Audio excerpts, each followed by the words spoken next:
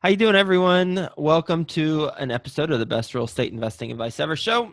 We've got some helpful things for apartment investors coming your way, and we're going to go ahead and get going. If you got any questions or comments, leave them below in the comments, and we'll get to it on today's episode or a future episode. Best ever listeners, how you doing? Welcome to the Best Real Estate Investing Advice Ever show. I'm Joe Fairless. This is the world's longest running daily real estate investing podcast. We only talk about the best advice ever. We don't get into any of that fluffy stuff. And today we're doing Follow Along Friday. And more relevant to you, we are going to give you the 5 ways or the 5 factors that you should be aware of when you're in a competitive bid situation, when you're bidding on a deal. And you have essentially 5 categories that you should keep in mind. And we'll give you some tips for those categories for how to win the deal without breaking your budget. That's one conversation that we'll have. And then another conversation that we'll have is 3 things to look out for whenever you're reviewing the broker's comps on a deal.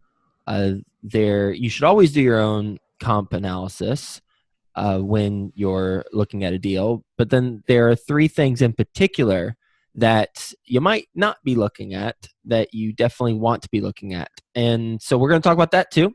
And all of this is coming from the book that is going to be published on Tuesday of next week, Best Ever Apartment Syndication book. That is 450. Did it make 50? I'm trying to think. 436, right? How many pages is that? I think overall, including the introduction material, it's 456 pages. 56. It's a monstrosity. It is the how-to book for raising money and buying apartment communities. If you haven't pre-ordered it yet, then go pre-order it by going to apartmentsyndicationbook.com. That way you get some free goodies that we're giving away along with the book whenever you purchase it. Mm-hmm. Those are available when you pre-order or during the first week of purchase. Apartmentsyndicationbook.com. So the previous 2 Fridays, we have discussed one was experience, how to get experience knowledge, or how to align yourself with experienced people, and how to acquire the knowledge and what knowledge you need to have, and also the importance of brand building and thought leadership. That was experience 2 Fridays ago. And then last Friday, we talked about money. You need money to do these deals. So you can go listen to last Friday's episode if you want to learn about how to build a roster full of private investors who you attract into your deals. And then today, we're going to be talking about what I mentioned earlier, which is related to the actual deal itself. So Theo, and Theo Hicks, how you doing? I'm doing great, Joe. How you doing? I just so excited about that. I just jumped right in. I didn't even say hi to you, although I said hi to you, when we talked before we started recording. But officially, hello, and how do you want to approach this? So as you mentioned, we're going over part 3 today, which of the book, which is all about finding, underwriting, and submitting offers on your deals. So after you've got the experience and the private money and the passive money lined up, next step is start looking for deals. So in this particular episode, we're going to focus on the finding the deals and the underwriting. And for the finding the deals, one of the things that you're going to do after you find them, underwrite them, and submit an offer. And sometimes, especially in today's market, you're likely going to be in a competitive offer situation. So you want to approach your offer accordingly. And most people who haven't done a deal before probably think that the only factor that matters is the price. But in reality, that's just one of the 5 factors that a seller is going to take into account when reviewing the offers and selecting the best one. So of course, one of them is going to be price. So if you have the lowest price, is going, all things equal, if you have the lowest price, it's not going to look as good as the highest price. So when you're submitting an offer, especially in these competitive offer situations, you want to make sure that you're submitting the highest price that you can for the deal to make sense from a return perspective. Now, that doesn't mean that just because you offer the highest price, you're going to win, because these other four factors are going to be taken into account. But the price is obviously going to be one thing the seller is going to look at. And I know firsthand for a fact that a deal that we have under contract right now, we offered $400,000 less than the other group, and we got awarded the deal. And so we were not highest on the price. We were almost $500,000 below what the highest offer was on the price, but we got awarded the deal. And we got awarded the deal because of our track record and some of these other factors that we'll go into. And this gives hope for single family investors who are wondering about the learning curve and the type of experiences they've had in single family and how that translates into multifamily. Well, in single family, you do get awarded deals if you have if you show strength and from a closing standpoint. You know, if you go in with a lower offer, but the seller really needs to get out of their property, then it's possible that you'll get awarded the offer versus someone who has not as proven of a track record as you. And for all the single family home investors who have 10 plus deals under their belt, I know you know what I'm talking about. You get awarded deals based on other things than price. Price is certainly a determining factor, and it depends on the seller how much of a determining factor that is, but it's not the only factor. Exactly. And I think that naturally transitions to number 2, which are the terms. So at the end of the day, you have to know what the seller wants. Do they want to exit as quickly as possible? Do they want money up, a non-refundable deposit? With that, something that would sway them to your direction? With an all cash offer, so if they want to close faster, and you submit an all cash offer, they don't have to go through. They don't have to wait for you to go through all the financing process, and they don't have to worry about the deal not being qualified by the lender. They'll know that, okay, I don't have to worry about the financing aspect because this person's paying all cash. Also, something else that you could do for the terms is, if they want to close quickly, is you can waive certain due diligence items. I'm not saying you should do this, but it's just, these are just all options that you can do. You always want to inspect the property, but let's say, for example, you have let's say your team member or your partner is a commercial real estate contractor who's been doing this for 20 plus years. Instead of having a professional inspector go in there, if you're doing an all cash offer, you can just have your contractor look at it instead. Now, of course, if you're doing financing, you're going to need to get an inspection and do certain due diligence items in order to qualify for the loan. But essentially, you want to just take a look at your purchase sale agreement, go through all the terms, and see what you can do to make it more competitive. Whether it be non-refundable deposit, earnest deposit, higher earnest deposit, shortening the closing period, all cash offer, things like that. Because again, if the seller wants to close faster or have more confidence in your ability to close, you can tweak the terms to fulfill that need for them. One thing you could also do, one thing to build on what you said, it's not in addition to, but it's just a bullet point underneath, with a non-refundable earnest money deposit, what you could do is, instead of having that be held with the title company, if you were to be so bold, you could have that released directly or immediately to the seller. That way, they know that they have that money in their bank account, because what typically happens, even if it's non-refundable, it's going to be with the title company. And before the title company releases it, they're going to need to have the okay from both sides. And if your non-refundable money is with the title company, then something were to come up, maybe the seller was dishonest about something, and there was or the environmental didn't come back clean, or title didn't come back clean, something that would trigger an issue that they weren't being honest about whatever that deal point was, then what typically happens is you go to court. If you can't agree that, hey, you weren't being honest with me, so yeah, it was non-refundable, but you misrepresented XYZ.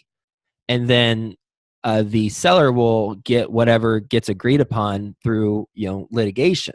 And the seller doesn't want to do that, clearly. So a show of strength would be, or display of strength would be, to have that money released from the title company to the seller, maybe after a week or something, just adding in that extra talking point or that contract point. And that will definitely give your non-refundable deposit some extra credibility than compared to someone else who's doing non-refundable for the same amount of money. So you do have your offer stand out. Now, I'm not suggesting anyone do this, by the way. I'm simply saying what is possible, and you decide if that is the right approach for the particular deal that you're doing. We have had buyers release their non-refundable earnest money to us on transactions to show, hey, we're going to be closing on the deal that we're buying from you guys, and here's our non-refundable earnest money. Now it's in your bank account versus it's with a third party. Oh yeah, absolutely. I can imagine them having cash in hand being a much stronger than them having to wait to get that money until close. So for those first two, the price and the term, these are things you want to think about when you're submitting your actual letter of intent, so that your first offer to the seller is usually going to be an LOI, letter of intent, which is like a non-binding agreement, just setting up expectations for the price and terms. And so you're going to be able to put your price and your terms on there. So all those things we just talked about, you want to make sure you're thinking about those when you're underwriting the deal, or I guess after you decided that you're going to submit an offer after underwriting, so that you make sure you're doing this up front and not doing it, best and final, or kind of waiting until the end and holding all of your cards to your chest, especially in a competitive situation, of course. So number 3 is going to be relationships. So everyone knows how important relationships are in real estate. And I think we might have talked about this last week, but when you're looking for deals, if you shouldn't expect, when you're looking for real estate brokers, you shouldn't expect them to send you their best off-market deals after knowing them for a week, right? Once you know them for a while and you've proven that you're able to close on deals, you'll start getting better and better deals from them. So the same thing works for when you're actually submitting offers. If you know the listing broker, if you know the owner, you're going to have an advantage over someone that they don't know.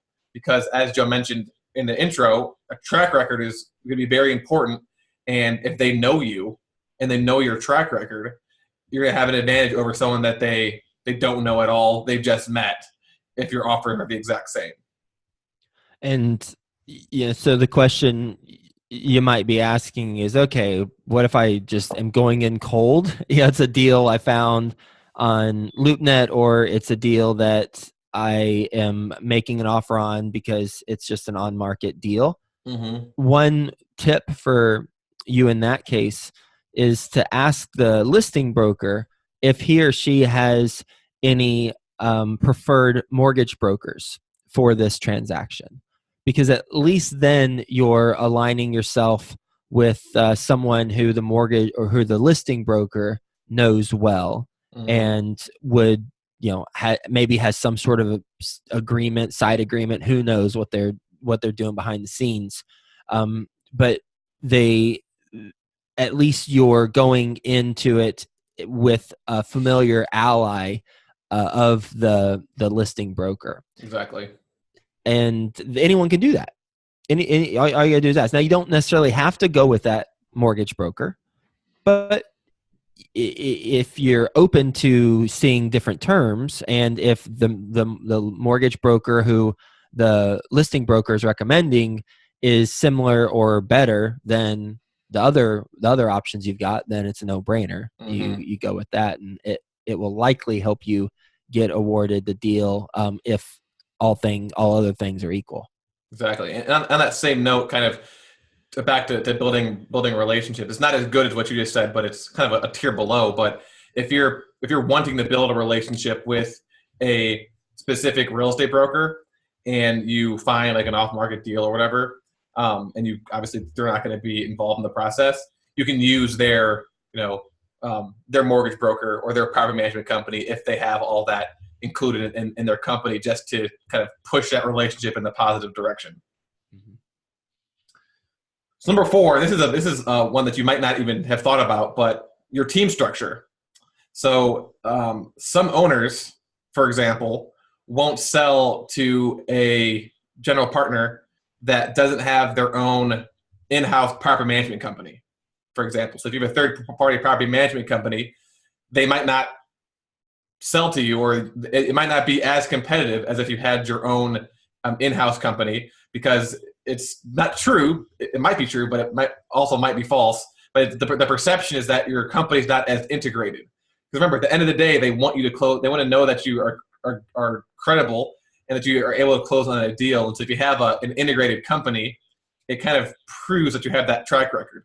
Because I remember, a long time ago, we talked about when you should bring on an in-house management company, and it's once you have a large enough portfolio for it to make financial sense. So it's perceived that you're big enough that you have your in-house property management company. Another example, and I believe we talked about this last week about with the alignment of interests, is also how what other, I guess, roles are your team members playing in the deal.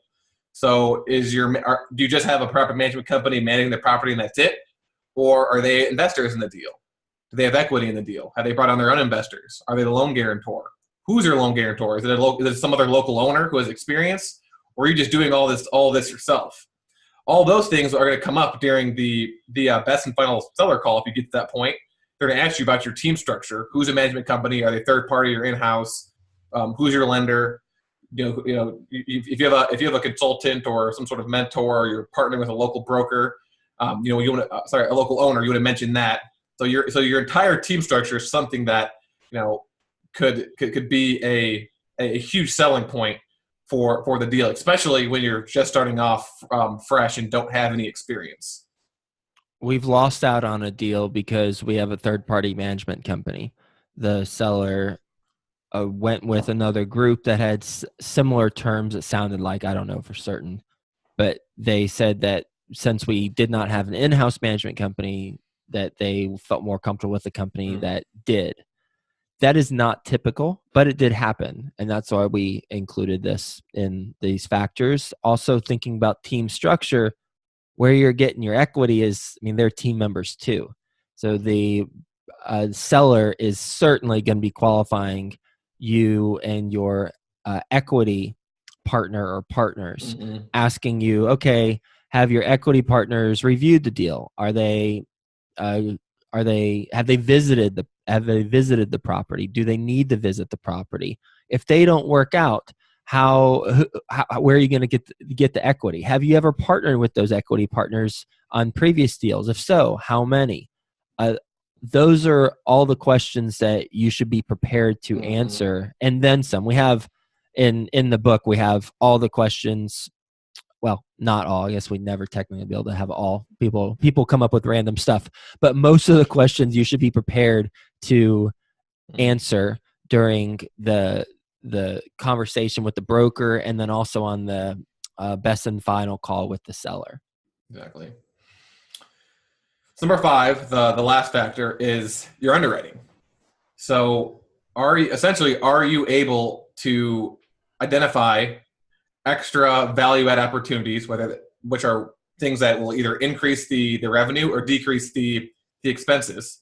So are you able to identify extra value-add opportunities that other people that are submitting offers are not finding? Because at the end of the day, if you can have a higher NOI, which means you have a lower expense or a higher income, then you could submit a higher offer. So this kind of ties back into the price, but the better you get at underwriting, and the better you get at identifying value-add opportunities on properties, and the better team members you have that could do that as well, then the higher offers you're going to be able to submit. And again, since price is one of the factors, you become an underwriting wizard and a wizard at identifying these opportunities, then you're going to be able to essentially win. I mean, if you're good enough at this, you could win almost every deal, because you're going to be able to submit a price that's so much higher than everyone else's, because you know you're going to be able to recapture all of that after you've implemented your business plan. So what's an example, Theo? So for example, and this is something that the property that I was looking at is to, let's say for example, you want to put in carports, or you want to put in a instead of doing coin operated laundry in the laundry facility, you put laundry into the actual units and raise the rents on each individual unit. We actually have a list of, I think it's 27 ways to add value to apartment communities. So if you use Google Joe Fairless, 27 ways to add value, you'll find that blog post. And those two things that I mentioned, the washer and dryer and the carports, are on there. But there's also a list of 25 other ways to add value. And I mean, essentially, you just want to just be creative with it.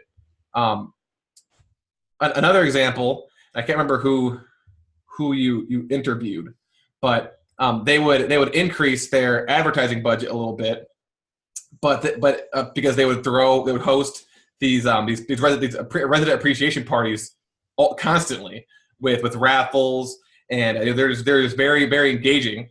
And so because of that, they were always at like 99% occupancy. So instead of underwriting a 5 to 8% vacancy rate, they could underwrite a 1% vacancy rate. I'm not saying that you should do this because you have to have experience. You have to prove that you can do this first.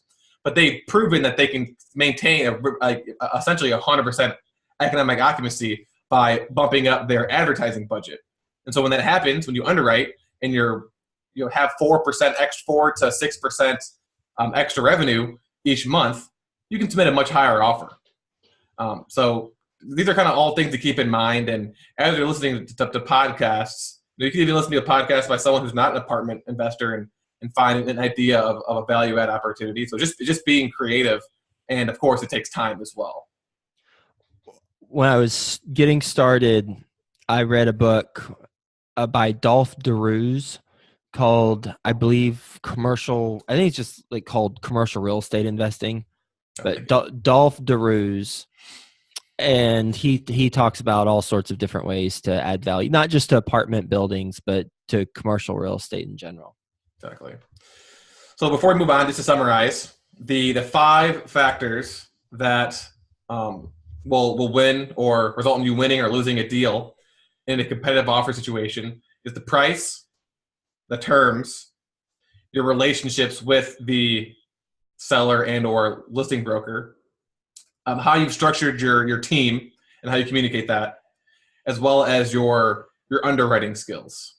So those are the 5 factors to keep in mind when you're submitting an offer in competitive offer situations.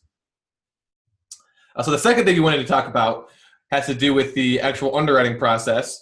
And so when you're underwriting your deals, and let's say it's an on-market apartment deal, there will be an offering memorandum, which is the listing broker's sales package. I'm sure everyone who's looked at apartment deals before has seen one of these.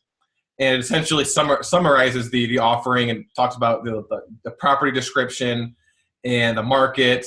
But then it also has a pro forma section where they talk about their expected projections for the property from a financial perspective. And also they'll have their rental comps, which is what they use to calculate the new rents once the renovations are completed or once they're raised to market rents. So these are 3 things to look for when you're reviewing the rental comps from the listing broker. So as Joe mentioned before, you want to do your own comps, but you can technically use theirs as long as you address these 3 questions first and make sure that the answer is correct and they're not trying to pull a fast one out of you. So question number 1 you want to ask yourself is, how far are these comps from the subject property? So the mileage is important, because if they're 40 miles away and it's in a massive market, then it's probably not going to be a good comp. But more importantly, you want to make sure that the subject property and the comp property are located in like areas. So, I mean, if you live anywhere near a downtown area, you know that one street could be an A, and the next street 2 blocks over could be a D area. And so, technically, you look at the comp map and be like, oh, well, these properties are 1 mile apart, so I don't need to investigate further. But if you end up investigating further, you realize that one property is right next to a college, and the other property is, has a really, really high crime rating. So yeah, they're close, but they're not actually comps because those neighborhoods are completely different, which means that the demographic is going to be completely different. So that's one question, is looking at the distance between the two properties and making sure the actual neighborhoods line up. Number 2, and I know Joe's mentioned this before, but this is a big one, which is, when was the property renovated? So if you're doing a value add deal, and you are going to base your rent premiums on the proven rents they've received by doing similar updates to the interiors, you want to make sure that those were, number 1, done recently, so in the past year, but 2, make sure that they've actually done enough. They've done them at a rate similar to how quickly you're going to renovate them. So, for example, if a comp that has renovated 5 units in the past 2 years is a lot different than a comp that's renovated 5 units in the past 2 months. So if they renovated 5 units in the past 2 months, then you can expect to receive similar rental premiums. But if it's been 2 years ago, I mean, who knows what the actual rent premiums are going to be, and you can't necessarily rely on that data because it didn't happen fast enough. And unless of course you plan on renovating 5 in 2 years. And these 2 points came from a deal that we were looking at. It was the deal was in Anderson, which is a suburb of Cincinnati. Mm-hmm. And they showed rent comps that were in areas called Norwood, which is not Anderson, and it's completely different and far away, relatively speaking. And then the renovations look good, but they've been doing them over a 2-year time frame, and that's not the time frame that we do renovations. We want all the renovations done within 12 to 16 to 18 months. And so, but they hadn't, we want all of them done. They'd only done, I think, 10% within 2 years, but we want all of them done definitely within 2 years. And as a result, that doesn't really give a test of, or give proof of what the market can command, because it's just over too much of a time frame. There's all sorts of different variables that could have happened. They could have offered concessions, and then now the concessions is burned off. They could have just been turned down by 75 people, and then the 78th person said, yeah, I'll buy it, because they had some weird circumstance, or they had to move in quickly and they had the ability to pay a little bit more. So you want to see more of a pattern. So that's where these 2 came from an actual deal. Okay. And then the third one is, you want to ask yourself, do the property operations match? So what I mean by property operations, one example would be the utilities. So who pays for water, who pays for electric, who pays for gas? If the owner, if on the subject property, the owner pays for just water, and you plan on just paying for water as well, and the residents pay for their own electric and or gas, and then you look at the rental comps, and you have a rental comp where the owner pays for everything, then those rents are going to be completely different, because if you're including the utilities in the rent, it's going to be higher. So if you're listing a unit for rent and saying all utilities included, not only is someone going to rent that unit faster, but you're going to be able to demand a higher rate because of the cost savings associated with saving, $50 to $100 per month on utilities.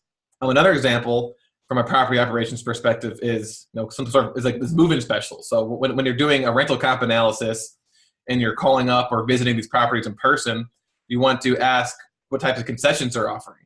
Because if their rents are, $50 higher than all the other rental comps in the area, and you call them up and they say, oh yeah, we're offering, first month rent free, then, in reality, it's not actually $50 higher. It's actually lower because they're giving away free rent. And so you're going to be able to demand a higher rent if you're giving away first month's rent free, reduced security deposit, referral fees, things like that. So you make sure that the types of concessions that are offered are similar at both properties. They don't have to be exact, but you kind of just use common sense. And if one property hasn't some crazy rent special and yours doesn't, then probably should pass on that rental comp and find another one. But use that information as something you want to dig into more, because if someone's doing major concessions in your submarket, then that could be a red flag. Exactly. One other thing I have noticed on the 30 to 100 units, that brokers will be more inclined to put all bills paid properties into the rent comps when comparing if their property's not all bills paid. Whereas 100 plus units, you might have a more sophisticated buyer. So the brokers, I haven't seen any brokers put all bills paid properties in their rent comps if their subject property was not all bills paid. Mm-hmm. But I have seen it multiple times with 30 to 100 units. So if you're buying in the 30 to 100 or 20 to 100 units, then be on the lookout for that. And just make sure you're comparing apples to apples, because as Theo said, all bills paid properties, rent per square foot, and overall rent will be through the roof compared to a non-all bills paid property. Exactly. And so in the book, when we go over the rental comps, we go over a lot more than this. We just show you exactly how to do a rental comp investigation online, how to do it over the phone, and how to do it in person to kind of cover all of your all bases. So just to summarize quickly, the three things to look out for when you're reviewing the broker's rental comps is, number one, look at the distance between the subject property and the rental comp and making sure that they're in like areas, like neighborhoods. Number two is looking at the renovation timeline and making sure that the renovation timeline that they've used is comparable to how quickly you're going to do your renovations. And then finally, making sure the property operations are similar as well. So that wraps up part 3 of the deal. Next week, we're going to talk about the execution. So once you've submitted an offer on a deal, now it's time to actually start executing your business plan, which starts with due diligence and then closing and then your asset management responsibilities. So we'll be talking about a couple of topics as it relates to those. I'm really excited for this book to be coming out next Tuesday. Yeah, I am too. I'm excited for how helpful it will be, and quite frankly, for us just to be done with it. Yeah, this has been a year in the making, and it's been a labor of love for both of us. But now it's time to give birth and kind of let the baby do its thing. So we'll be. I mean, it's nothing else in the marketplace is out there that addresses the how-to guide for apartment syndication. So go to apartmentsyndicationbook.com and make sure you get the free goodies too, because we've got a bunch of good stuff that will be helpful for you when you pre-order or order during the first week, which by the first week, that deadline is the 18th, I believe. The 18th. Yeah. By September 18th, you'll be eligible for all the free goodies if you go to apartmentsyndicationbook.com, and you got to email the receipt to info@joefairless.com. Perfect. All right. Well, to wrap up, make sure you go to the Best Ever Community on Facebook. That's bestevercommunity.com. And each week we post a question of the week, and we use your responses to create a blog post. This week's question is, what is your greatest strength, and how has it helped you as a real estate investor? So what are you really good at, and how has it been beneficial to your real estate investing career? What's yours? Well, I was thinking about that, and I would say now I think I'm not sure what the word would be, but I'll just say my biggest strength is I don't panic anymore. Mm-hmm. So if anything goes wrong, I just will, instead of having that moment of like, oh my God, the world's ending, I'll just be like, all right, this is what it is. And then I'll, with a clear mind, come up with a solution quickly rather than, thinking about it constantly and letting it affect other aspects of my life. So kind of just, I guess a better term would be compartmentalize. So I can not think about it. And then once something comes up that I need to do it, I can turn everything else off, focus on that and do it. And once it's done, I can turn that back off and go back to doing whatever else I'm doing instead of letting it stress me out. But I would say that this is a newer ability. I did not have this when I first started off, like, at all. It was the exact opposite. I was probably having a minor stroke for a year straight. It is quite the skill set to be able to compartmentalize so that you are focusing on one thing and then knocking that out, because there's incredible power in the focus. That's for sure. And it's something a lot more and more people lack because of social media and just the way we operate with our smartphones and being pulled in a lot of different directions, is the lack of focus. But when we do have focus towards something, it's very, very powerful. I would say mine is resourcefulness. Mm-hmm. Yeah. I believe that whatever comes across, my way, I'll find a solution. And, sometimes it's not the solution that is most desirable, but I'm incredibly resourceful, and that has served me well as an entrepreneur. I make things happen, and mm-hmm. That's just something I've always had, and applying it to what we do has been very beneficial. Yeah, I would agree. You are very resourceful. All right, and then lastly, make sure you subscribe to the podcast on iTunes and leave a review for the opportunity to be the review of the week. This week's review is from Legacy Driven, and they said, "I say be a," and their title of the review is "Be a Sponge," and the content of the review was, "I say be a sponge because I've listened to this podcast for about 6 months, and the knowledge I've gained is hard to believe.